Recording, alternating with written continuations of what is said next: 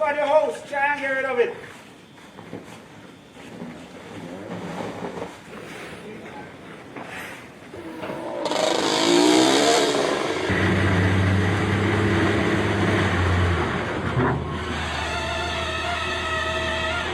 Yeah, I evacuated on more than one occasions, but I had to come back to secure my property because the roof collapsed.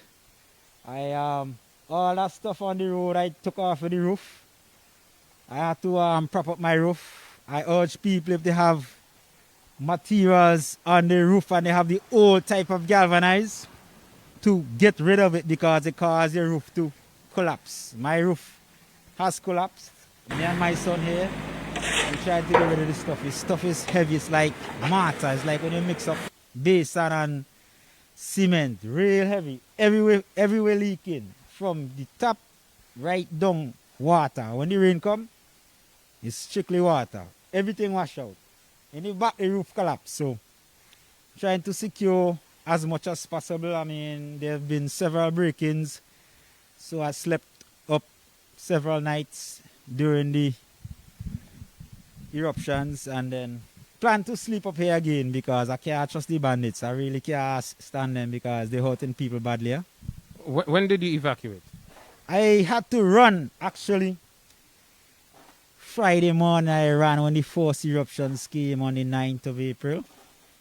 I ran with my entire family. I came back up here Sunday morning. Slept up. Took some groceries and some monies for the family. Came back up. I just go down every morning and come up every evening in attempts to secure the properties, because the properties with the stuff on the roofs, believe me, it collapsing.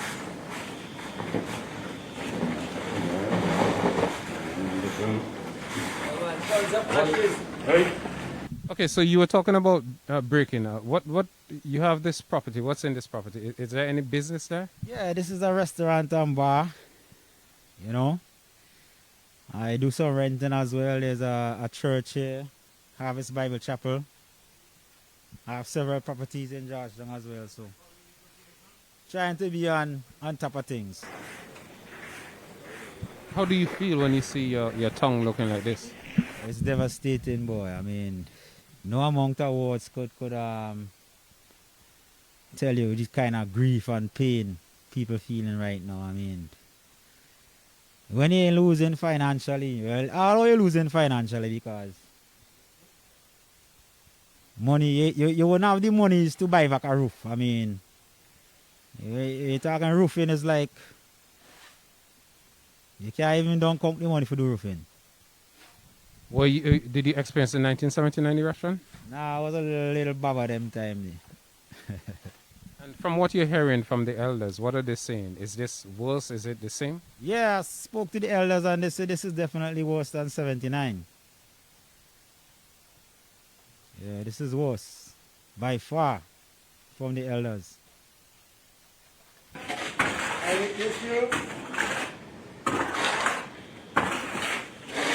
My name is Vincent La Soufriere from Georgetown St. Okay, did you spend the entire eruption here? Yeah, right here. I never moved. Please tell me a little bit about your experience. My experience from 79, this one look worse with the ashes right so for myself. Sugar, yesterday I go down and I come back. Reason I come back up to Georgetown to see my business place, my workplace open. No problem, everything be level. You know what I mean? This morning when I come in at my house, I have to run back in because be a small stone, so drop back. Beneath to 7.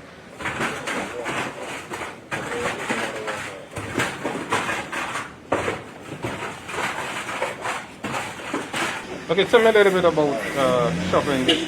How difficult the task is? No, it's very easy. You have to know how to move the shovel. It don't give me a problem.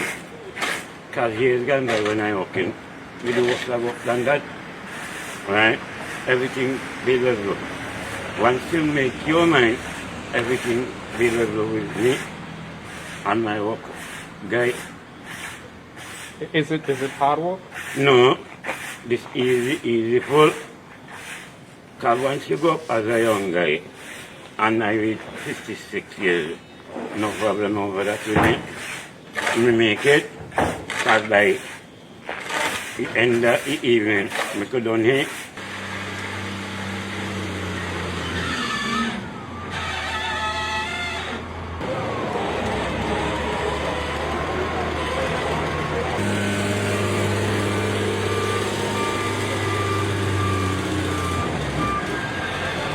A major cleanup operation is underway. Today, the 42nd anniversary of the 1979 eruption of La Soufriere. It is not that the volcanic eruption is at an end, but based on what the officials say, there could be long periods of dome building and then eruptions. Can you tell me what was it like during what you would consider to be the worst part of the eruption? Well, me ain't gonna about the worst part because the first time I ever see something like this. So I never experienced it, so I don't know about it really. But I mean the worst part of this eruption.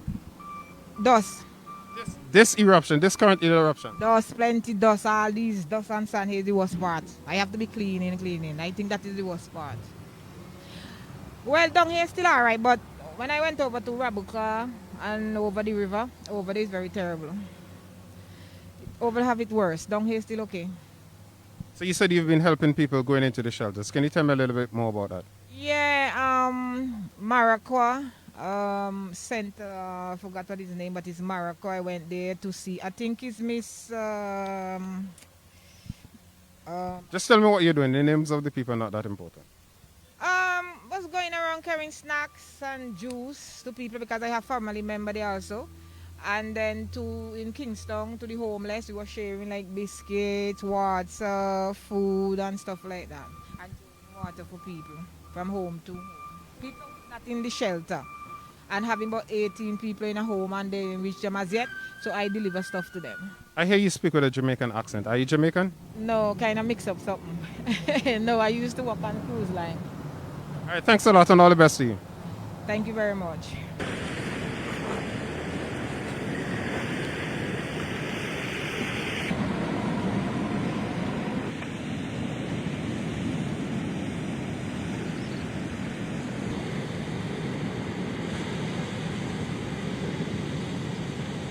This is Rabuka Dry River, a subterranean river that comes to the surface only during period of heavy downpour. But today, it is in flow. The backdrop, as usual, is La Soufriere. But unlike other days, it is a steaming behemoth on the 5th day of its current eruption. Ordinarily, this would be like a gateway to another part of St. Vincent and the Grenadines. Beyond this bridge is the home of the nation's poorest, and the destruction that we see here could only be an indication of what lies ahead.